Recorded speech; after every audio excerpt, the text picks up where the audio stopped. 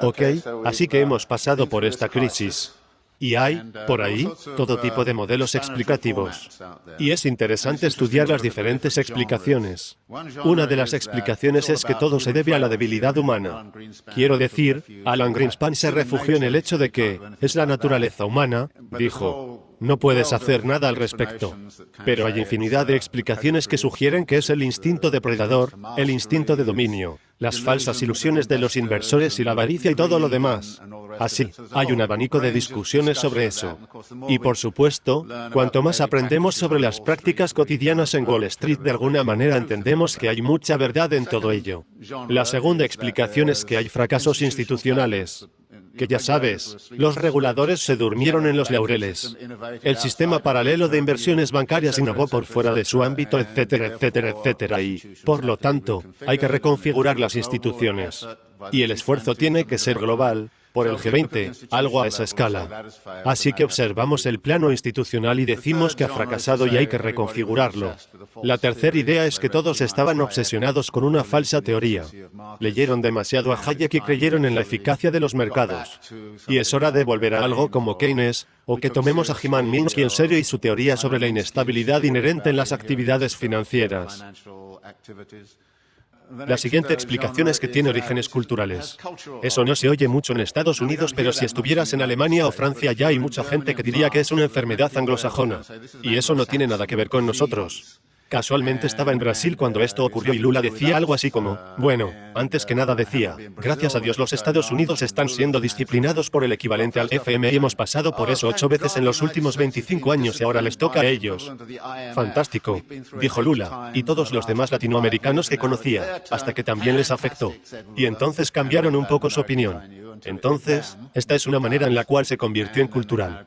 Y eso se puede ver en la manera que se maneja todo el asunto griego. La forma en que la prensa alemana dice, bueno, es el carácter griego, son defectos en el carácter griego. Y hay un montón de cosas feas ocurriendo en este sentido. Pero, en realidad, hay algunos aspectos culturales que han llevado a esto. Por ejemplo, la fascinación de los Estados Unidos con ser propietarios de sus viviendas, que se supone es valor cultural con mucho arraigo. El 67 o 68% de las familias de Estados Unidos son propietarias de sus viviendas. Solo un 22% lo son en Suiza. Por supuesto que es un valor cultural en Estados Unidos que se respalda por la deducción de impuestos sobre los intereses hipotecarios, lo cual es un enorme subsidio. Se promueve desde los años 30, más explícitamente en 1930. Fue creada porque la teoría decía que propietarios de viviendas con deudas no hacen huelga. Y luego existe una noción de que es un fracaso político el hecho de que la política haya intervenido. Y hay una curiosa especie de alianza emergiendo entre el ala de Glenn Beck para Fox News y el Banco Mundial, los cuales dicen que el problema es la regulación excesiva de la que no sirve. Así que existen todas estas explicaciones, y todas tienen parte de verdad. Y escritores especializados tomarán una u otra de esas perspectivas y construirán un relato y realmente escribirán una historia muy plausible sobre esto. Y me dije a mí mismo, bueno, ¿qué tipo de historia plausible puedo escribir que no sea de las anteriores? Que es una de las cosas que siempre me digo a mí mismo, y no es difícil de hacer especialmente cuando vienes de una perspectiva marxista, porque, ya sabes, no hay mucha gente que intente hacer este análisis desde una perspectiva marxista. Y realmente me di cuenta de esto por eso que pasó en la Escuela de Economía de Londres hace 1 año y medio cuando Su Majestad, la reina, preguntó a los economistas, chicos, ¿cómo es que ustedes no lo vieron venir? No lo dijo exactamente de esa manera, pero ya sabes, esa era la intención. Y ellos se molestaron mucho. Y ella llamó al gobernador del Banco de Inglaterra y dijo, ¿cómo es que ustedes no vieron venir esto? Y luego la Academia Británica presentó esto, reunió a todos los economistas y se les ocurrió esta fabulosa carta para Su Majestad. Y era realmente asombrosa. Decía, bueno, ya sabes, mucha gente dedicada, inteligente, sensata, pasan sus vidas trabajando en aspectos de esta cosa, muy seriamente. Pero lo único que se nos escapó fue el riesgo sistémico. Y dices, ¿qué?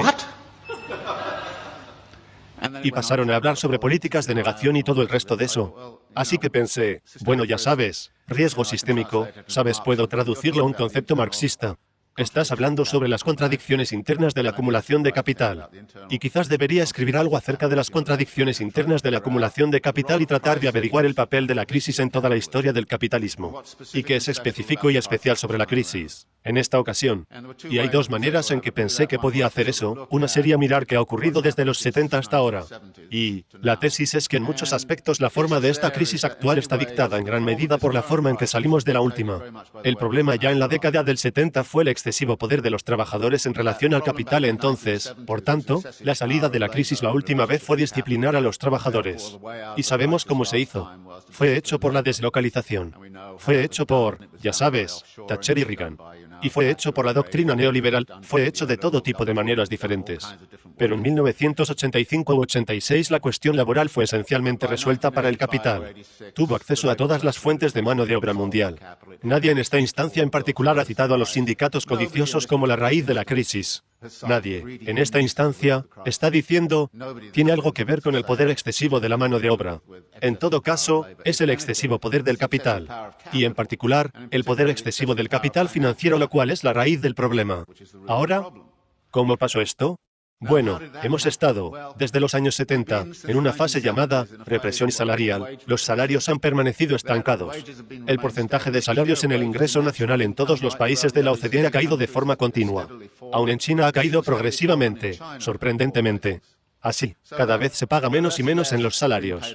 Bueno, los salarios resultan ser también el dinero que compra mercancías, así que si disminuyes los salarios, en consecuencia tienes un problema con ¿de dónde va a venir tu demanda? Y la respuesta fue, bueno, saca tarjetas de crédito. Le daremos tarjetas de crédito a todos.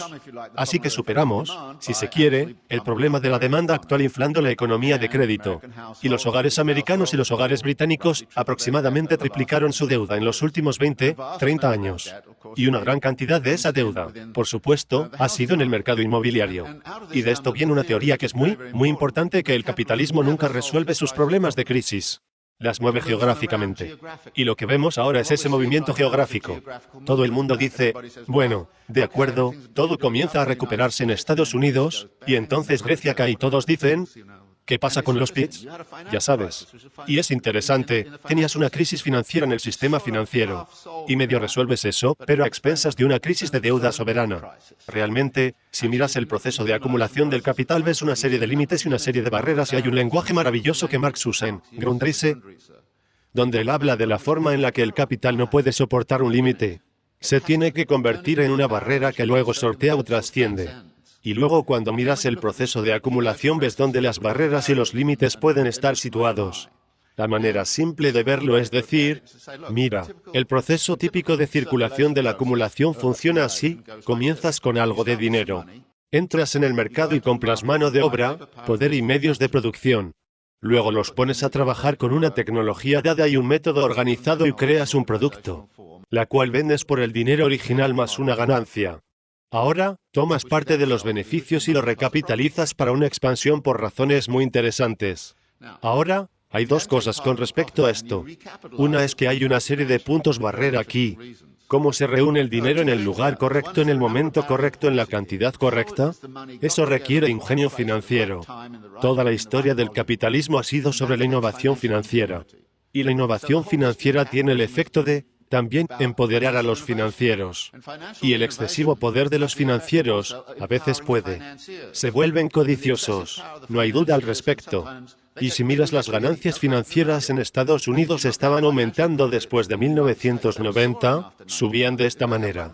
Los beneficios en la fabricación bajaban así. Y puedes ver el desequilibrio en este país. Creo que la forma en la cual este país se alineó con la ciudad de Londres contra la fabricación británica desde los años 50 en adelante ha tenido consecuencias muy graves para la economía de este país. Has fastidiado a la industria a fin de mantener, ya sabes, felices a los financieros. Cualquier persona sensata se uniría ahora mismo a una organización anticapitalista. Y tienes que hacerlo. Porque de lo contrario, vamos a mantener esta continuidad. Y fíjense que es una continuación de todo tipo de aspectos negativos. Por ejemplo, la acumulación de la riqueza. Hubieras pensado que la crisis habría frenado eso. Bien, más multimillonarios que nunca surgieron de la India el año pasado. Se duplicaron el año pasado. La riqueza de los ricos en este país se ha acelerado. Justo el año pasado, sucedió que los principales propietarios de fondos de inversión libre recibieron remuneraciones personales de $3.000 millones cada uno, en un año. Pensé que era una obscenidad y una locura hace unos años, cuando recibieron $250 millones. Pero ahora están sacando $3.000 millones. Ahora, este no es el mundo en el que yo quiero vivir, y si quieres vivir en ello, bienvenido seas. No nos veo debatiendo y hablando de esto. No tengo las soluciones. Creo que sé cuál es la causa del problema. Y a menos que estemos preparados para tener una discusión muy amplia que se aleja de, ya sabes, el tipo de charla que oímos en una campaña política. Ya sabes, todo va a estar bien aquí el año próximo si votas por mí.